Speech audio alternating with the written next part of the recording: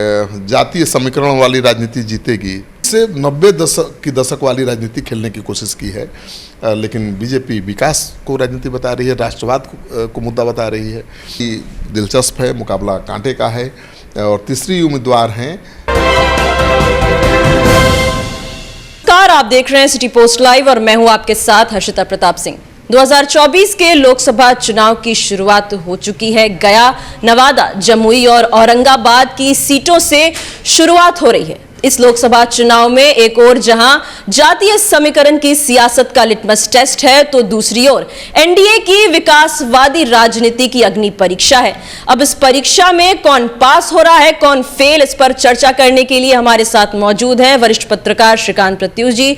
Sir, अगर बात औरंगाबाद की करें सबसे पहले, तो कौन पास हो रहा है, कौन फेल हो रहा है, क्या लगता है? देखिए, औरंगाबाद में महागठबंधन में आरजेडी ने अभय कुशवाहा को उम्मीदवार बनाया है और एनडीए की तरफ से आपको पता ही है कि सुशील कुमार सिंह चुनाव मैदान में है।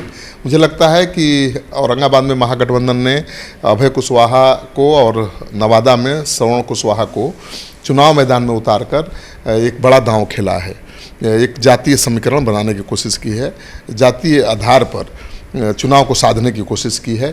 गया, जमुई से दलित कैंडिडेट को सियासी पिच पर उतारकर अपनी सामाजिक न्याय के दावे की राजनीति को आगे बढ़ाने की भी कोशिश दिखती है।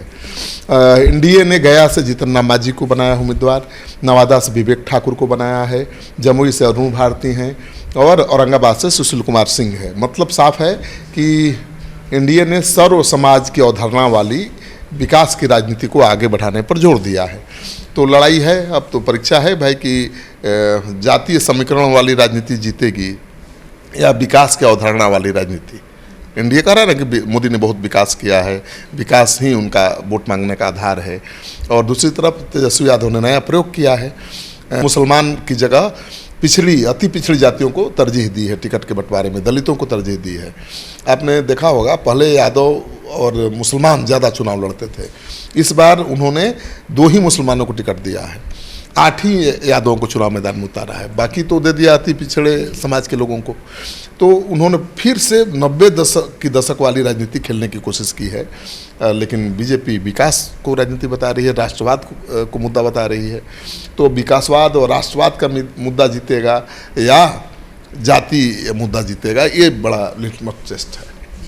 अगर सर बात गया की करें, तो मोदी की लहर मांझी को कितना फायदा पहुंचा सकती है? देखिए, गया लोकसभा सीट से एनडीए की ओर से हिंदुस्तान अवामी मोर्चा के संरक्षक कहिए या सुप्रीमो जीतन राम मांझी चुनाव मैदान में है और एनडीए की ओर से उम्मीदवार हैं। और इंडिया गठबंधन की तरफ से कुमार सर्वजित उम्मीदवार हैं, आरजेडी के प्रत्याशी हैं।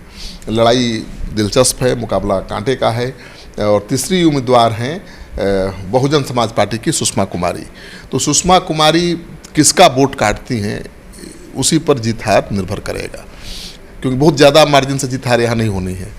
तो बहुजन समाज पार्टी का तो असर है, हर जगह वोट मिल ही जाता है। तो सर्वजीत के सामने चुनौती ये है कि बहुजन पार्टी की उम्मीदवार उनका वोट ना काटे। जीतन राम मांझी की चुनौती है कि मांझी गोलबंद रहे उनके पक्ष में और स्वर्ण समाज उनका विरोध न करे, क्योंकि एक सप्ताह पहले स्वर्ण समाज उनका विरोध कर रहा था कि ब्राह्मणों को उन्होंने गाली दी है, राम को काल्पनिक बताया है। फिर जीतन राम मांझी ने सबसे पहले अयोध्या जाकर दर्शन किया भगवान राम का, फिर श्री राम के नारे लगाने लगे लगातार और उन्होंने डैमेज कंट्रोल करने की कोशिश की है। अब कितना कर पाए हैं पता नहीं, लेकिन मोदी हैं, मोदी फैक्टर वहाँ काम कर रहा है। लोग मोदी को देख रहे हैं, मांझी को नहीं देख रहे हैं, और मोदी फैक्टर की वजह से ही कुछ हो सकता है। मांझी पर सर्वजीत भारी दिख रहे हैं। अगर सर बात करें जमुई की, तो चिराग पासवान ने अपने जीजा जी को उतारा है, अरुण भारती को। हालांकि लोग अरुण भारती के बारे में ज़्यादा इससे पहले जानते नहीं थे, अभी यही जानते हैं कि वो चिराग पासवान के जीजा हैं। तो वहीं दूसरी ओर जो तेजस्वी यादव के सभा में हुआ चिराग पासवान की माता को लेकर, इसका भी क्या कुछ असर पड़ सकता है? देखिए, चिराग पासवान के बहनोई चुनाव मैदान में हैं, ये बात ठीक है, उनको कोई जानता नहीं है, पहली बार राजनीति में कदम रखा है। लेकिन वहाँ तो चिराग पासवान को सब जानते हैं। पहली बार वो तो 50,000 वोट से ही 80,000 वोट से ही जीते थे, दूसरी बार 2.5 लाख वोट से जीत गए, अब तीसरी बार जीजा को उम्मीदवार बनाया है। तो 2.5 लाख वोट को पाटना पड़ेगा ना, वो अंतर बहुत बड़ा है। मतलब कम से कम 1.25 लाख वोट ज़्यादा लाना पड़ेगा आरजेडी के उम्मीदवार को चिराग पासवान के बहनोई को हराने के लिए। 1.25 लाख लाएंगे तब उनका 1.25 लाख घटेगा, इनका 1.25 लाख बढ़ेगा, मतलब 2.5 लाख का मार्जिन पटेगा। तो ये बहुत आसान काम नहीं है, लेकिन लड़ाई कांटे का है। वहाँ भी बाहरी भीतरी का मुद्दा बनाने की कोशिश की जा रही है। अब देखना यह है कि क्या ये बड़ा मुद्दा चुनाव का बन सकता है, बनता है, क्या बाहरी भीतरी के आधार पर लोग वोटिंग करेंगे, ये सबसे बड़ा सवाल है। और वहाँ अर्चना रविदास हैं प्रत्याशी, तो उनके सामने भी यही चुनौती है कि कैसे जातीय विभाजन की रेखा जो लालू यादव ने खींचने की कोशिश की है उसका फ़ायदा उठाएं ज़्यादा से ज़्यादा, पासवान वोटरों को काट सकें। मतलब तो पासवान चिराग को छोड़कर हो सकता है कुछ वोट जा सकता था कल्पना अर्चना रविदास के पास, लेकिन जो तेजस्वी की सभा में हुई है घटना, जिस तरह से गाली दिया है तेजस्वी यादव के समर्थकों ने चिराग पासवान की माता को, उससे तो रिएक्शन बढ़ जाएगा। जो वोट आने वाला होगा पासवान का और दलित का, वो तो भड़क जाएगा। ये लोग तो गुंडागर्दी कर रहे हैं, गाली दे रहे हैं। तो चिराग पासवान की माता को गाली देकर बड़ी भूल की है मुझे लग रहा है।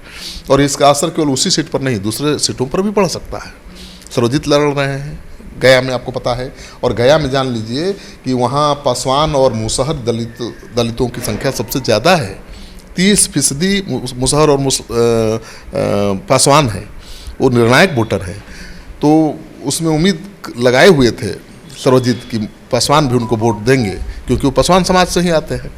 लेकिन अब तो जिस तरह से चिराग पासवान को गाली दी, उनकी माता को गाली दी है यादवों ने कही है, तेजस्वी यादव के समर्थकों ने, उससे तो रिएक्शन होगा। उनकी गोलबंदी बीजेपी के उम्मीदवार जीतन राम मांझी के पक्ष में हो जाएगी। हम पार्टी मतलब बीजेपी उम्मीदवार, और मांझी फैक्टर वहाँ काम करता हुआ दिखाई दे रहा है, इसलिए मुश्किल है वहाँ पर। सर, आप लगातार फील्ड पे बने हुए हैं, लोगों से बातचीत करते नजर आ रहे थे, तो औरंगाबाद लोकसभा सीट में अगड़े पिछड़े की लड़ाई कैसी लग रही है आपको? देखिए, तेजस्वी यादव ने, मैंने बताया कि नवादा में भी प्रयोग किया है, कुशवाहा को प्रत्याशी बनाया है, औरंगाबाद में भी बनाया है। औरंगाबाद लोकसभा सीट से सुशील कुमार सिंह जो बीजेपी के सांसद हैं 3 बार चुनाव जीत चुके हैं, 4थी बार मैदान में हैं, और उनका मुकाबला है अभय कुशवाहा से जो जेडीयू के पूर्व विधायक थे, अब आरजेडी में शामिल हो गए हैं। 2019 में औरंगाबाद की सीट बीजेपी के खाते में गई थी। तब महागठबंधन से हिंदुस्तान अवामी मोर्चा सेकुलर से उपेंद्र प्रसाद चुनाव लड़े थे। अभी बीजेपी की सिटिंग सीट है और सुशील कुमार सिंह 4थी बार मैदान में हैं, तो एंटी इनकम्बेंसी फैक्टर तो है। लेकिन दिक्कत ये है कि वहाँ लोग उम्मीदवार को गाली दे रहे हैं, नाराज हैं, गुस्से में हैं, हमारे बीच नहीं आते, काम नहीं करते, लेकिन मोदी को कह रहे हैं कि मोदी तो कर रहे हैं, मोदी मुद्दा है वहाँ। तो लड़ाई लेकिन कांटे की है, क्योंकि वहाँ कुशवाहा अगर गोलबंद हो गए आरजेडी के प्रत्याशी के समर्थन में तो मुश्किल बढ़ जाएगी। वहाँ राजपूत वोट अगर बट गया तो भी मुश्किल बढ़ जाएगी, क्योंकि आप 15 साल से एमपी हैं तो आपके अपने लोग भी नाराज होंगे। तो वहाँ कांटे की लड़ाई है, और कौन जीतेगा कौन हारेगा अभी प्रेडिक्शन करना जल्दबाजी होगी। मुझे लगता है कि गया में और औरंगाबाद में कौन जीतेगा कौन हारेगा अभी प्रेडिक्शन करना मुश्किल होगा। वोटिंग हो जाएगा तब पता चल जाएगा। वोटिंग होने के बाद के दौरान पैटर्न पता चल जाता है कि कहाँ वोट गिर रहा है, किसके समर्थन में गिर रहा है। तो हमारी टीम तो वहाँ है, और कल शाम तक पता चल जाएगा कि किसके पक्ष में ज़्यादा वोट पड़ा। नवादा में क्या कांटे की लड़ाई है या लड़ाई वन साइडेड होने वाली है? नहीं, नवादा में भी लड़ाई कांटे की है, वन साइडेड तो लड़ाई कहीं नहीं है। नवादा में विवेक ठाकुर है बीजेपी के प्रत्याशी, और आरजेडी के प्रत्याशी हैं श्रवण कुशवाहा। दोनों के चुनाव प्रचार को देखिएगा और उसमें आने वाली भीड़ को देखिएगा तो बहुत भारी श्रवण कुशवाहा दिखाई दे रहे हैं। लड़ाई बहुत कांटे की है, लेकिन मुश्किल बढ़ा रहे हैं वहाँ पर राजबल्लभ यादव के रिश्तेदार विनोद यादव, जो निर्दलीय चुनाव मैदान में उतर गए हैं। तो उनके लिए चुनौती हैं राजबल्लभ यादव, क्योंकि यादवों में उनकी अच्छी पैठ है, वो खुद चुनाव मैदान में निर्दलीय उतर चुके हैं। लेकिन दूसरी तरफ गुंजन सिंह है जो भूमिहार समाज से आते हैं, गायक हैं, यूथ उनके पीछे घूम रहे हैं। अब गायक के पीछे तो यूथ ही घूमता है ना, यूथ भी बहुत एग्रेसिव वोटिंग करता है। तो देखना यह है कि गुंजन कितनी बड़ी चुनौती बनते हैं विवेक ठाकुर के लिए, विनोद यादव कितनी चुनौती बनते हैं श्रवण कुशवाहा के लिए।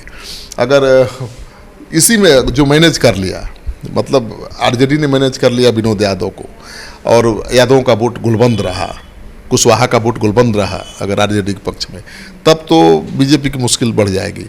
लेकिन इतना आसान काम नहीं है। विनोद यादव राजबल्लभ के रिश्तेदार हैं और उनका बहुत दबदबा है उस इलाके में, खासतौर पर यादवों पर, और बहुत प्रभाव है। वो अच्छा खासा वोट काटेंगे, ये डर है।